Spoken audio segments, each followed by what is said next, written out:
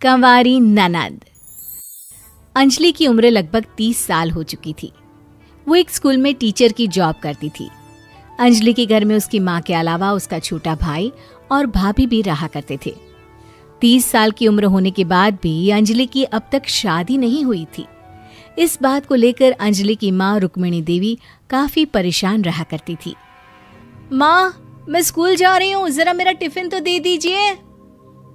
अब क्या पूरी जिंदगी मैं तुझे टिफिन बनाकर देती रहूंगी? अरे कुछ सोचा भी अपने बारे में या बस ऐसे ही? क्या माँ, सुबह सुबह फिर वही बातें लेकर बैठ गई। माँ गलत क्या कह रही है अंजलि दीदी, इतनी उम्र हो चुकी है आपकी, माँ कब तक आपकी सेवा करती रहेंगी? भाभी, मैंने माँ को कब कहा कि मेरी सेवा करो? वैसे भी अपना टिफिन मैं खुद तैयार कर लेती हूँ, बस टेबल से उठाकर देने को ही तो कहा था। वैसे अंजलि दीदी, देखा जाए तो टिफिन उठाकर देने की उम्र तो आपकी है। आपका अपना घर परिवार बच्चे होते तो ये जिम्मेदारी आज आप पूरी कर रही होती। एक बात मेरी समझ में नहीं आती, अगर मेरी शादी नहीं हुई तो इसमें मेरी क्या गलती है और तुम सब लोग मेरे पीछे क्यों पड़े रहते हो? अरे कुछ कहना क्या पीछे पड़े रहना होता है? अपने छोटे भाई को देख, तुझसे 3 साल छोटा है लेकिन 2 बच्चे खेल रहे हैं आंगन में। मुझे आप लोगों की कोई बात नहीं सुननी, जा रही हूँ मैं। और आप में से किसी को मेरा कोई काम करने की जरूरत नहीं है, मैं खुद संभाल लूंगी। इतना कहकर अंजलि वहां से चली जाती है। शाम को जब अंजलि अपने स्कूल से लौटकर घर वापस आती है तो उसने देखा कि पड़ोस वाली निर्मला चाची वहां पर बैठी हुई थी। क्या बात है अंजलि बिटिया, नौकरी करके वापस आ गई? जी चाची जी, कैसी हैं आप? मैं तो ठीक हूँ बेटा, तुम बताओ शादी के बारे में कुछ सोचा या नहीं? अरे रहने दीजिए ना, इससे तो शादी की बात करना ही बेकार है। कुछ भी कहो तो गुस्सा करती है, बात बात पर आंखें दिखाती है। माँ, आप ऐसा क्यों कह रही है? मैंने कब आप पर गुस्सा किया? अरे अंजलि बेटा, तुम्हारी माँ ठीक ही तो कहती है, 30 की होने आई हो, अब तुम्हें भी शादी वादी कर लेनी चाहिए। चाची जी, आप तो ऐसे कह रही हैं जैसे शादी करने से मैंने मना किया हो।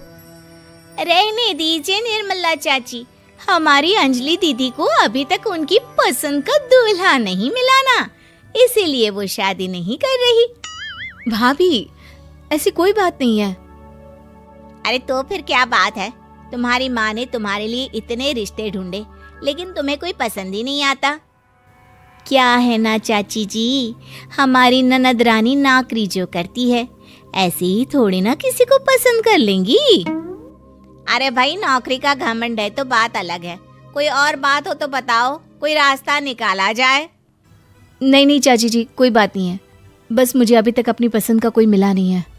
सुन लिया आपने, इस लड़की के तो पर निकल आए हैं और इतनी उम्र में अपनी पसंद का कोई मिलेगा भी नहीं इसे। माँ, आप मेरी शादी को लेकर हमेशा मुझे ताने क्यों मारती रहती हैं?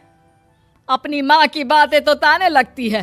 ताने हैं? बताओ, मैंने कुछ गलत कहा क्या? देखो, ये सब छोड़ो, मेरी दूर की बुआ का बेटा है, उसकी अभी शादी नहीं हुई है, उम्र होगी कोई 34-35 साल। आप कहें तो बात आगे बढ़ाऊं? अरे हाँ, क्यों नहीं, ये भी कोई पूछने की बात है। अरे जल्दी से लड़के को यहाँ बुला लो। माँ, आप मुझसे पूछे बिना मेरी शादी की बात करने जा रही हैं और मेरी उम्र 30 भी पूरी नहीं हुई है। निर्मला चाची कह रही है कि वो लड़का 35 साल का है। अंजलि दीदी, आपको क्या लगता है इस उम्र में कोई फिल्म का हीरो आएगा आपके लिए?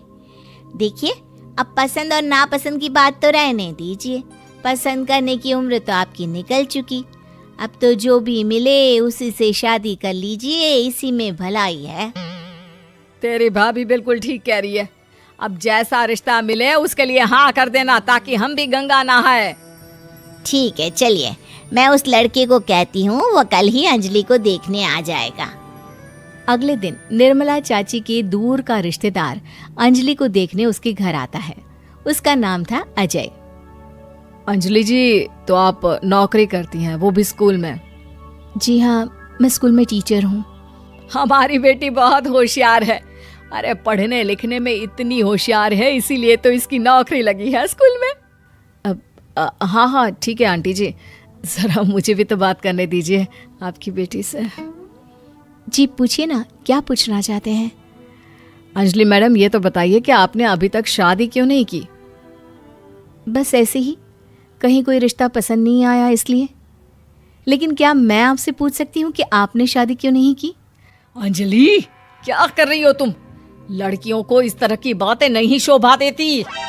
रहने दीजिए आंटी जी, आपकी बेटी काफ़ी पढ़ी लिखी है, मैं उनके सवाल का जवाब दे ही देता हूँ। वो क्या है ना, मुझे भी अभी तक अपनी पसंद की कोई लड़की नहीं मिली।